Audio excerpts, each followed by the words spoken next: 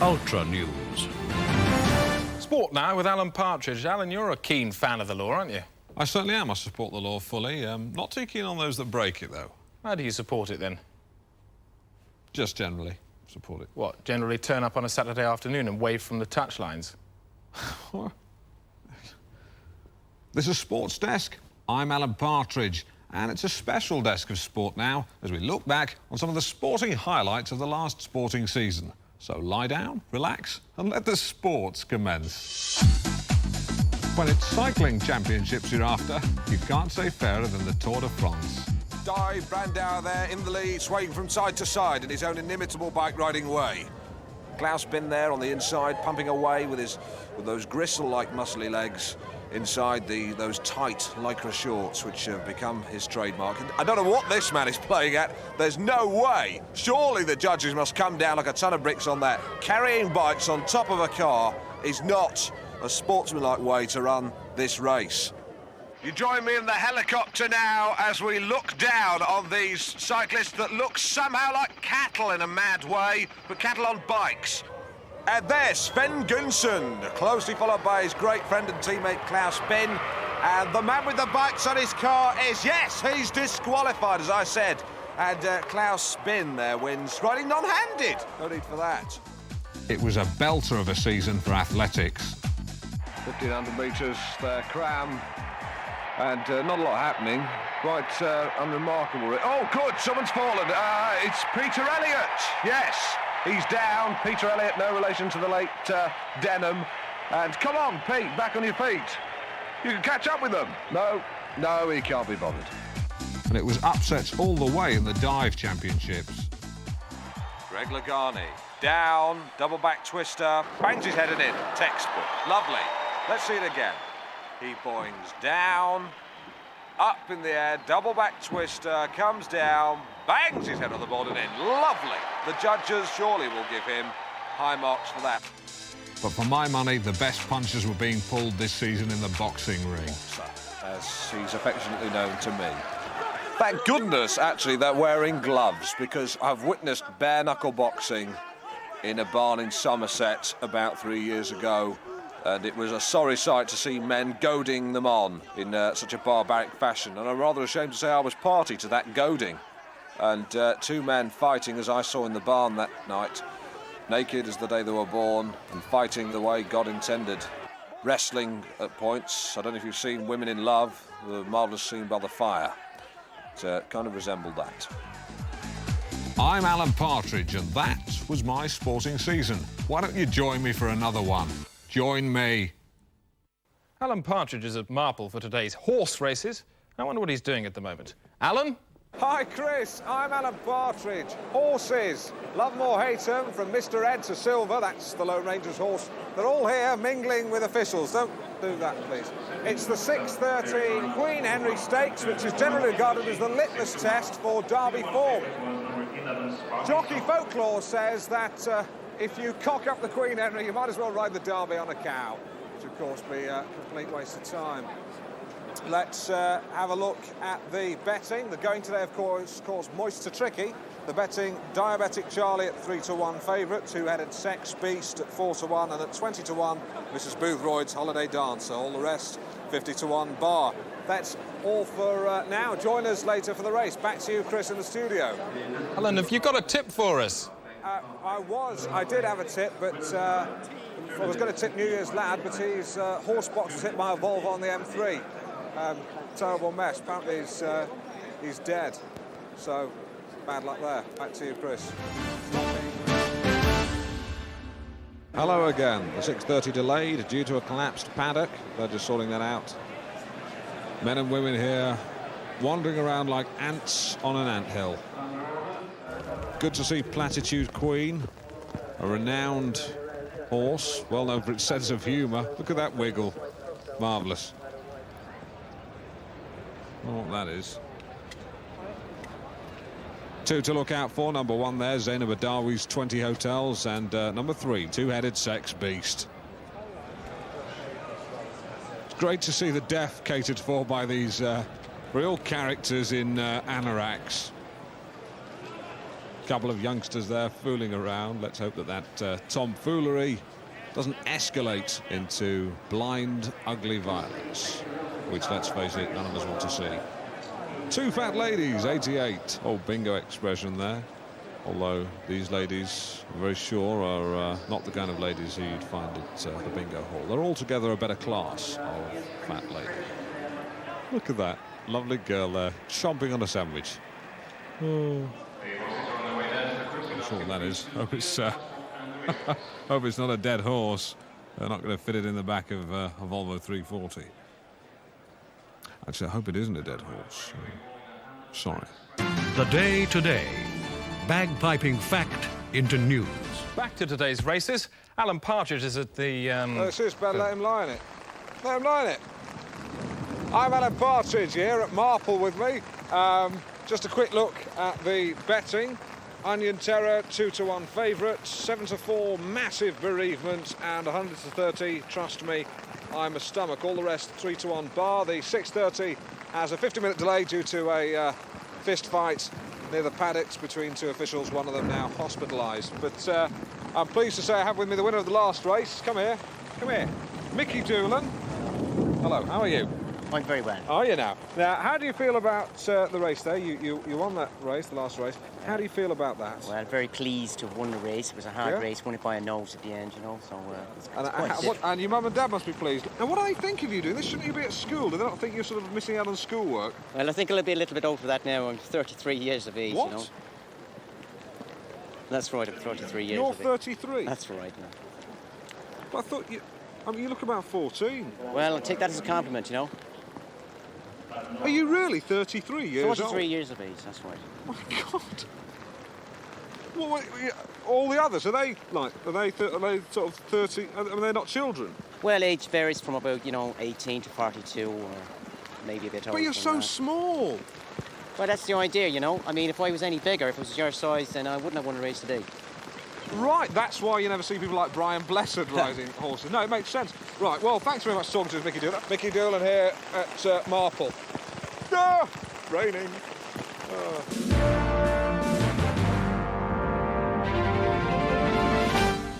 Alan, sport. Thanks, Chris. Well, it was a very amusing incident on the golf Sorry, course Alan, today. I'm going to have to interrupt you. Alan, sport.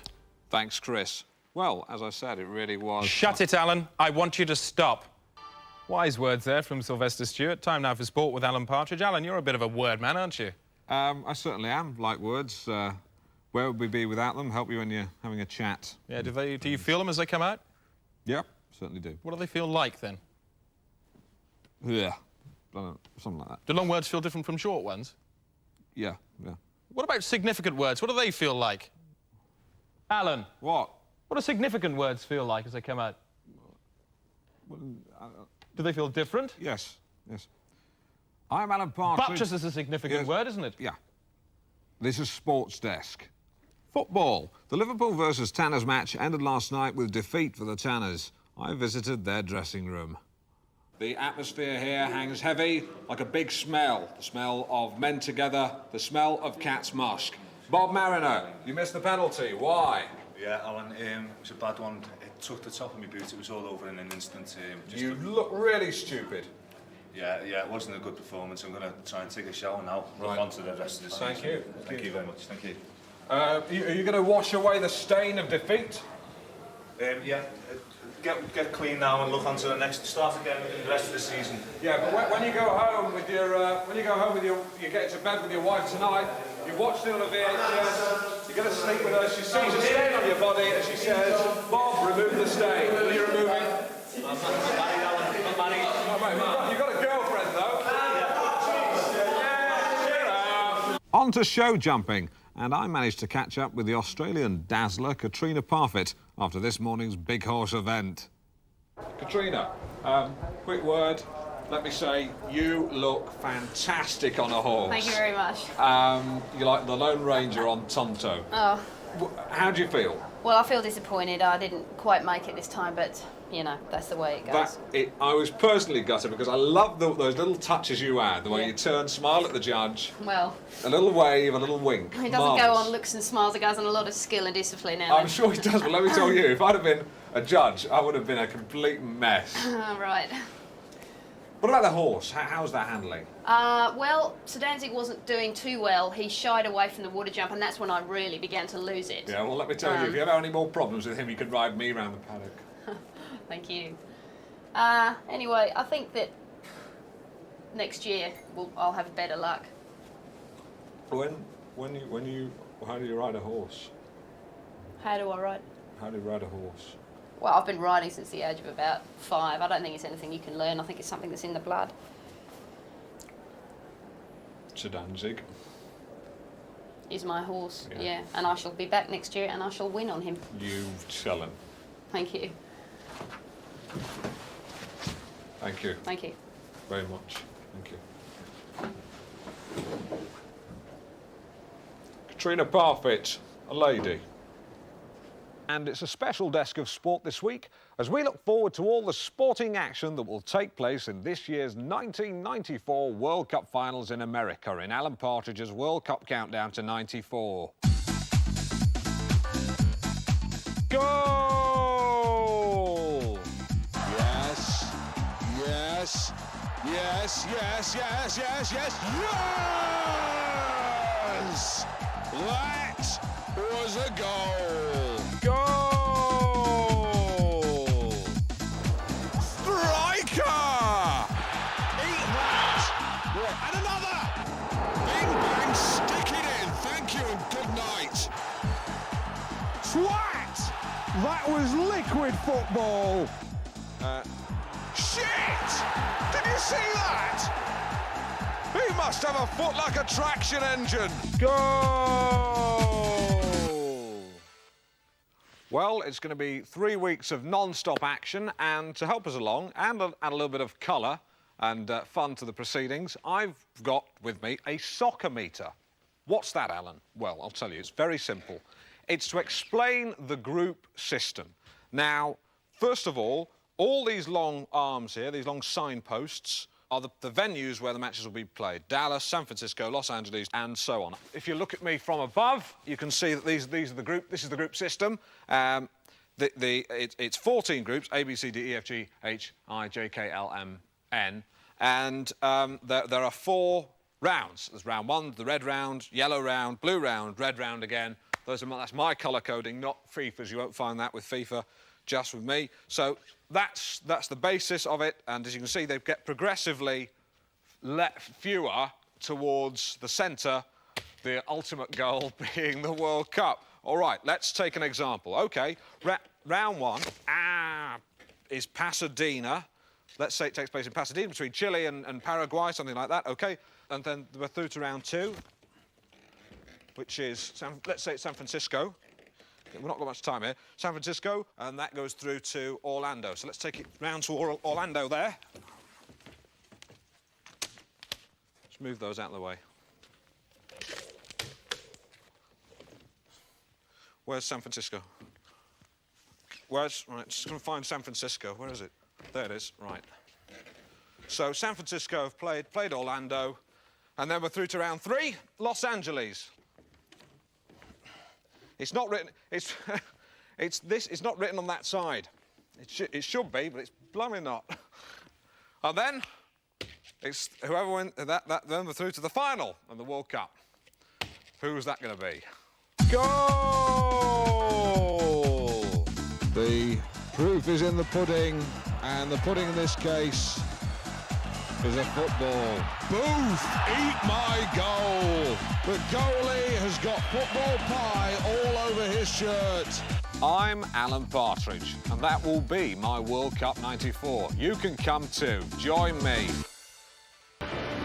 The Day Today, Homicide News. I'm Alan Partridge. Hello. Rally driving. The championships start tonight, but here's what I got up to this morning.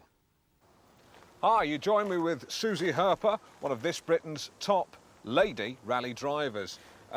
Susie, you're going to be subjecting me to some atrocious punishment. What's that? Well, I'm going to take you around the course that I won the rally on recently. Right, fantastic. And the stickers, what are the stickers for? Advertising. It's as simple as that. Yeah. Really is that simple. Before we go around the course, just to explain, this is a modern camera that will be watching all my facial movements. It's the size of a slim Panatella cigar. One more thing, it's a great model, it goes like a bomb, and the car's not bad either. Come on, let's go burn some rubber. I see you quite... Oh, hey! Hey! Spunky lady! Hence the bumpiness. Yeah, you certainly know how to handle this bitch. You keep her in line. I like it. It's good. You take it by the scruff of the neck and you let it know who's the queen.